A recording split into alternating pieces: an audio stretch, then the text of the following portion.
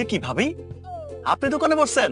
বুঝতে পারছি, বিয়া করার পরে আলমগীর ভাবির বাড়িঘর দখল করছেন, তার মন দখল করছেন, এখন আবার দোকান দখল করতে এসে পড়ছেন না? ওরে বাপ রে বাপ।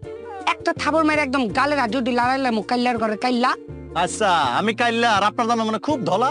আপনার জামাই তো আমার থেকে বেশি কাইল্লা। আমি তো শিক্ষিত, আপনার জামাই তো অশিক্ষিত। শুনেন, কাস্টমারের সাথে ভদ্রভাবে কথা বলবেন, নরম সুরে কথা বলবেন, আদর দিয়া, ভালোবাসা দিয়া, প্রেম দিয়ে কথা বলবেন, নাইলে আর জীবনে কোনোদিন আপনার দোকানে আসবো না, বুঝছেন? আদর দিয়ে জিগাইতে পারি, কিন্তু প্রেম দিয়ে জিগাইতে পারবো না।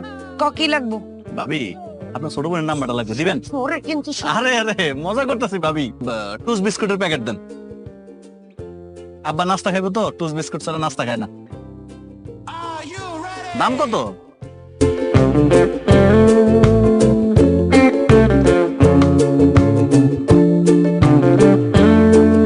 দাম লে অনেক। ধর, তুই 150 টাকা দিস। দেখছেন কাকা, আর আপনি 50 টাকার বিস্কুটের দাম 150 টাকা চাইতেছেন? হ্যাঁ, লোকটার যেভাবে রক্ত চুষে খান ঘরের মধ্যে, এখন কি আমার রক্ত চুষে খাইতে দেখতেছেন নাকি? হ্যাঁ, বুঝছি, জামাই তো ভালো মতো ব্যবসা বাণিজ্য করতে পারে না, এই জন্য আপনি এসে দোকানে বসছেন বেশি করে টাকা ধান্দামে করা লাগে, তাই না? আপনার এই সমস্ত ধান্দামে চলবে না। আমি আপনার দোকানে আর আসবো না, ধরেন অন্য দোকান থেকে নিয়ে যেতেছি। কইলি হয়তো এটার দাম 50 টাকা।